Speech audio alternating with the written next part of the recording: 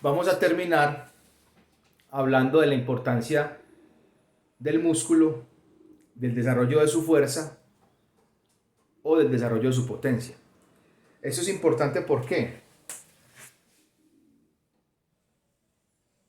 Porque el desarrollo muscular no depende, el desarrollo muscular no depende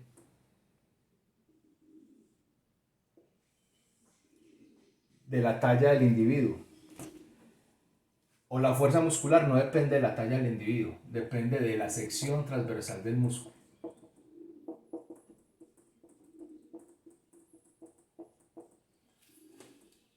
Del músculo. Y esta sección transversal la pueden desarrollar por igual, altos o bajos. Entonces, todo esto es importante porque frente a desarrollos o frente a secciones transversales iguales,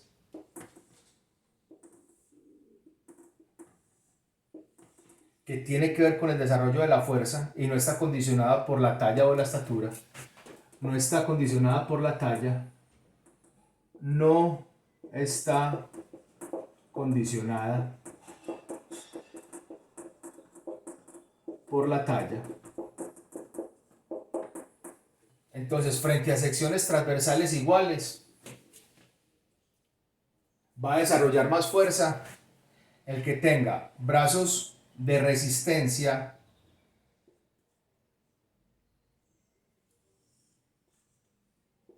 más pequeños respecto al otro, porque este sería más pequeño respecto a este, o brazos de potencia más largo respecto al otro, este sería más largo respecto a este. O sea que aquí lo que marcaría la diferencia sería los componentes antropométricos y la longitud ósea ante generadores o manifestaciones de la fuerza igual dada por su sección transversal, porque ser alto o bajo o tener palancas cortas o largas o brazos de resistencia cortos o largos no depende, o sea, el ser alto o bajo o el tener brazos de potencia y brazos de resistencia más largos o más cortos son directamente proporcionales a la talla, ¿cierto? Pero la sección transversal del músculo no. Entonces yo me puedo encontrar a dos personas altas, perdón, a una persona alta y a una baja, y obviamente el alto y el bajo condicionan la longitud de sus palancas, pero lo alto y lo bajo no condiciona la sección transversal. Entonces la sección transversal del músculo puede estar o puede ser igual, o la fuerza muscular puede ser igual en dos individuos, ya sea alto o ya sea bajo. Eso es importante tenerlo en cuenta porque habíamos dicho que si yo tengo un individuo que me está desarrollando una fuerza con su sección transversal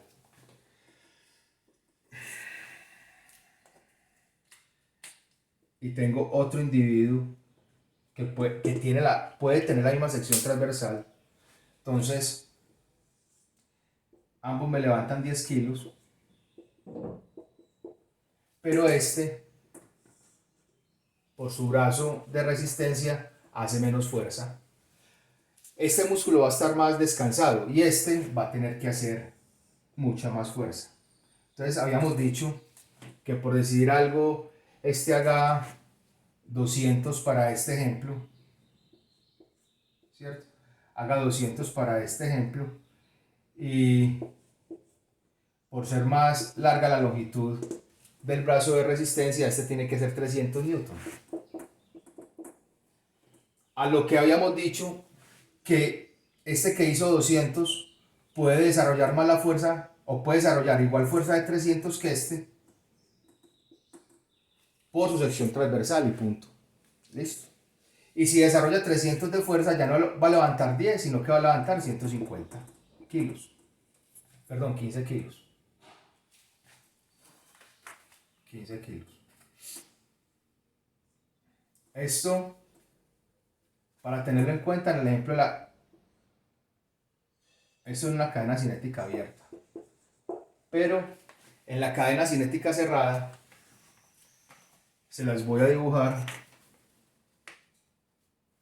acá. En la cadena cinética cerrada, habíamos dicho que la persona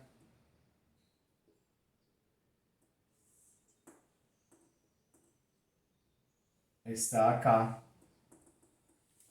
que la persona está acá.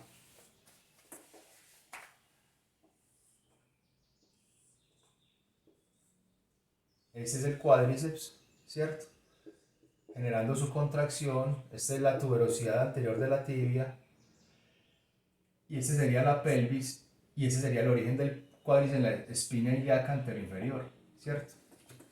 Entonces habíamos dicho que si esta persona está aquí sentada, está acá sentada,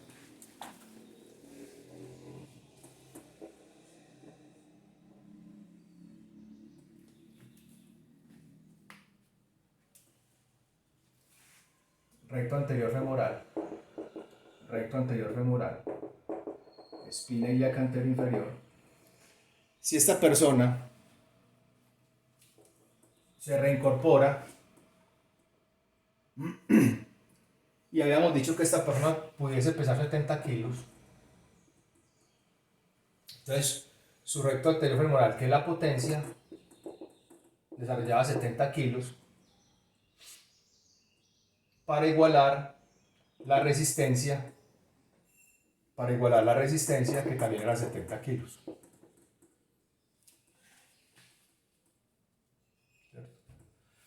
Y después pusimos a otro individuo, a un individuo más alto, que pesaba 100 kilos, ¿cierto? Entonces el individuo más alto pesa 100 kilos, este es el individuo alto, este es el individuo bajo, 100 kilos.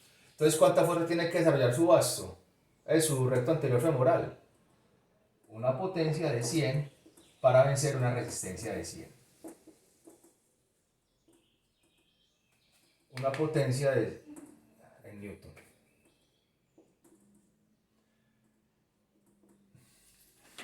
Su recto anterior femoral aquí hace 100 y acá hace 70, porque está venciendo el peso del propio cuerpo. Pero como dijimos con este ejemplo de la sección transversal, este recto anterior femoral puede tener una sección transversal más, aunque es un músculo delgado, puede tener una sección transversal y puede desarrollar más fuerza muscular, inclusive por factores neuromusculares, también es otra razón, o por reclutamiento de fibras o por coordinación intra e intermuscular. No solamente la sección transversal del músculo, sino la coordinación intra e intermuscular también ayuda. La coordinación intra e intermuscular también ayuda al desarrollo de la fuerza. Entonces, y tampoco está supeditada a la altura del sujeto. Entonces, este músculo de la persona alta desarrolló 100 y la persona bajita fácilmente los puede desarrollar, también los 100, por sección transversal, por coordinación intramuscular, por coordinación intermuscular, etc. Los puede desarrollar. Entonces, ¿qué pasaría si este individuo bajito, bueno, dejemos los 70 aquí, pero si este individuo bajito luego me desarrolla una P de 100? O sea, que su recto anterior femoral del bajo me desarrolla una P de 100. Quiere decir que me puede o levantar 100 kilos si esa persona bajita se pone encima una pesa de 100 kilos. Perdón, si esa persona bajita se pone encima una pesa de 30 kilos para sumar 100 de los 70 de su propio peso corporal, o me sigue levantando los 70 kilos, pero como yo había dicho que fuerza es igual a masa por aceleración, tiene dos opciones. O fuerza es igual a levantarme 100 kilos y acelero. O tiene la opción de levantarme los mismos 70 kilos, que es el peso de su propio cuerpo, y aumentar la aceleración. Esto es lo que yo les decía en videos pasados de las personas que son más bajas respecto a los que son más altos. El que es más bajo va a movilizar su propio peso del cuerpo, su propio peso, y va a ser más liviano que el alto. El alto va a ser más pesado. Y ambos, para su peso, pueden desarrollar la misma fuerza muscular, diferentes fuerzas musculares.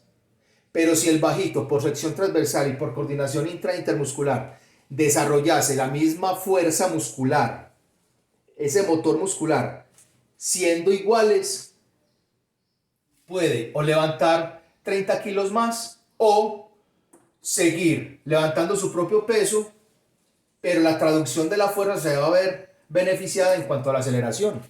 O sea que esa persona en espacios reducidos sería mucho más veloz, por lo que les había explicado la vez pasada. Tanto la cadena cinética abierta como la cadena cinética cerrada,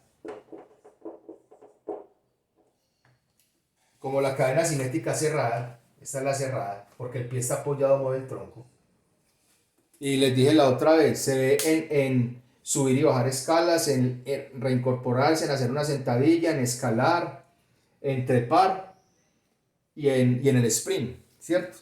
Entonces, esas manifestaciones en el sprint, cuando el pie tracciona para impulsar el cuerpo hacia adelante. Para impulsar o propulsar el cuerpo hacia adelante. Entonces,